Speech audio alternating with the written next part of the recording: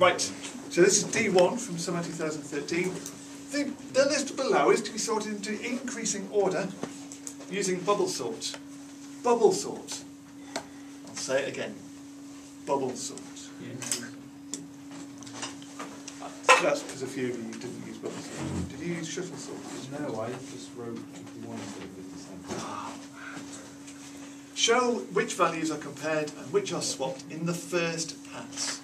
Write down the list of results at the end of the first pass. So this is really asking you for lots of detail about the first pass, just the first pass. It's not asking you how many things are compared and how many things are swapped, which a few people did. It's asking you for the kind of the fine details of it. So, the first pass, you would start by comparing 24 and 57. And we're doing it into increasing order, so we wouldn't swap them. That's the first bubble. They would stay as they are. And then we would compare 57 and 9. But they would swap, wouldn't they? So we would then get 9, 57 and 31. We'd compare those two, and they would swap. So then we would go 31, 57, 16. We'd compare these two, and they would swap again. So we go 16, 57, and I can see it in all 4. And then we compare 57 and 4, and they would swap. So we'd have 4 and 57. So at the end of this pass,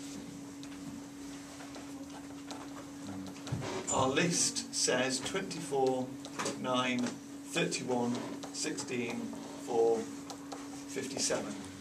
And I've clearly indicated when I made comparisons and which ones I swapped as I did it. Now, when I'm normally doing this, when we first did this, I didn't put the little arrows on there to show the swaps because it's kind of obvious. But because the question specifically asked me for that, I've tried to make it even more obvious, just to make sure that it's easy to mark. Also, well, I actually wrote a little note in that box because I knew we needed it later. I wrote down that in this first pass, I did 1, 2, 3, 4, 5 comparisons, and I did 4 swaps, didn't I? As part of that. So I think, I'm making a note of that in case I need it later. Part 2. Without showing the individual comparisons and swaps, write down the lists that result after the second pass and after the third pass.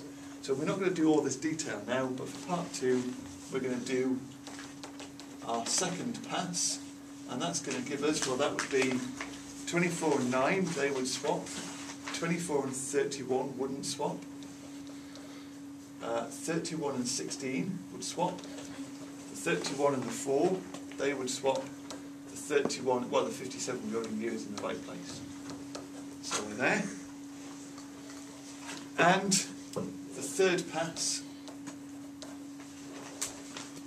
I would compare the 9 and 24 and not swap them. I'd compare the 24 and 16 and do a swap. I'd compare the 24 and 4 and do a swap.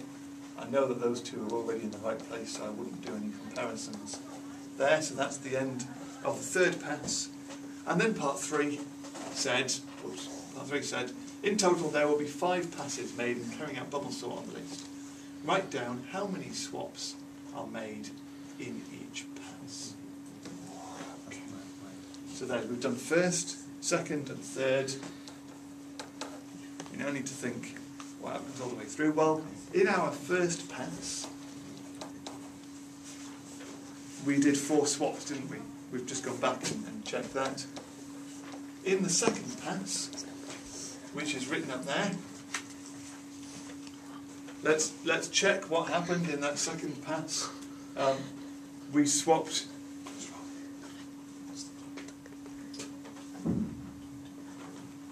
What? Aye. Oh! Doesn't really matter, does it? Is that why you whisper instead of telling me? I don't think anybody noticed on the video. Right. So we've got 4 swaps from that one. Here we've got How many swaps did we do? We swapped the 24 and 9, we didn't swap the 24 and 31, we swapped the 31 and 16 and the 31 and 4. So we did 3 swaps.